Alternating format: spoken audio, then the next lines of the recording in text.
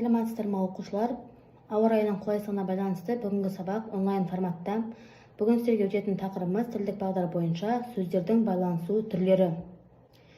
Өткен сабақтарда біз сіздермен сөздердің байланысу тәсілдерін өткен болатынбыз, яғни 4 тәсілі бар дедік. Ол бірінші қосымшалар арқылы, яғни жұрнақ, жалғау арқылы, сонымен қатар орын тәртібі, интонация және де септеулі шылаулар арқылы байланысады дедік. Енді бүгін сіздермен бірге байланысу түрлерін өтетін боламыз. Жалпы сөздердің байланысу түрлері 5-ке бөлінеді: қиысу, матасу, меңгеру, қабысу және жанасу болып. Енді осы жерде алдымен қиысуға тоқталайық. Қиысу сөз бен сөздің, яғни бастауыш пен баяндауыштың жіктік жалғау арқылы байланысуы немесе жіктелу ретімен жақ-жағынан үйлесе байланысқан түрі. Бастауыш пен баяндауыштың байланысуы. Мысалға алатын болсақ, мен келдім. Мен бастауыш, келдім баяндауыш рөлінде. Сен келдің. Кім келдің? Сен келдің. Сен не істедің? Келдің. Айгүл айтты. Кім айтты? Айгүл. Айгүл не істеді? Айтты. Мен үздікпін. Осылай бастауыш пен баяндауыштың байланысуын қиысу деп атаймыз. Келесі матасу. Матасу сөз бен сөздің ілік септігінің жалғауы мен тәуелдік жалғау арқылы жақ-жағынан үйлесе байланысқан түрі. Яғни ілік септігі мен тәуелдік жалғауы деп есімізде сақтаймыз. Ілік септігінің жалғаулары ның, ның, дың, дың еді. Мысалға назар аударайық. Менің кітабым. Кімнің кітабы? Менің. Менің нем? Кітабым. Бірінші жақта тәуелденіп тұр. Колхоздың малы. Жер байлығы. Осы жер байлығы деген сөзге мұқият назар аударайық. Бұл жерде жердің байлығы. Ілік септігі кейбір сөздерде жасырын келетінін еске түсірсек, бұл жерде дің жасырын тұр. Сол үшін де жердің байлығы матасу болып саналады. Келесі бізде байланысу түрі бұл меңгеру. Сөз бен сөздің барыс, табыс, жатыс, шығыс, көмектес сіліктерінің жалғаулары арқылы байланысқан түрі.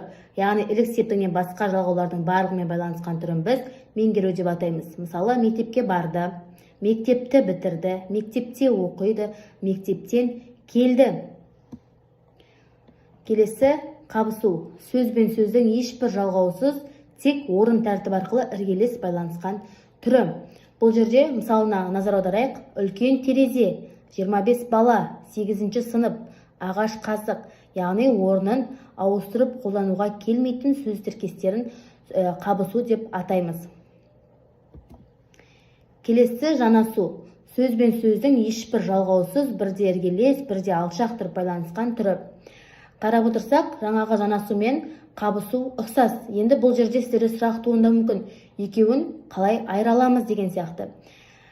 Осы жанасудың айыру үшін бізге мына нәрсені есте сақтау керек. Жанасу істеуден болады, септеулік шылаудан, көсемшеден және еліктеу сөзден. Осы жерге мысалдарына қарайық. Әдейі келу. Қалай келу? Әдейі келу, яғни әдейі бізде істеу. Дереу жеткізу. Көпір арқылы өту. Бұл жерде арқылы бізде септеулік шылау. Көпір арқылы өту. Білу үшін оқу. Білу үшінде бізде септеулік шылау. Жалт қарады. Бұл жерде жалт дегеніміз еліктеу сөз. Осыған байланысты біз жанасуды сөйлемдерден анықтасақ болады. Яғни тағы да естеріңізге салайын. Істеу, септеулік шылау, көсемше еліктеу сөзден тұрса, ол бізде жанасу болады. Ал қалған орын тәртібі арқылы байланысып тұрған сөздер қабысуға жатады.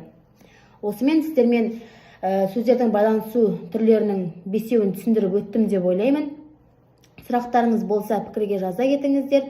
Және де айтылған ережелердің барлығын дәптерлеріңізге түртіп алыңыздар. Сабақта офлайн форматта кездескенше.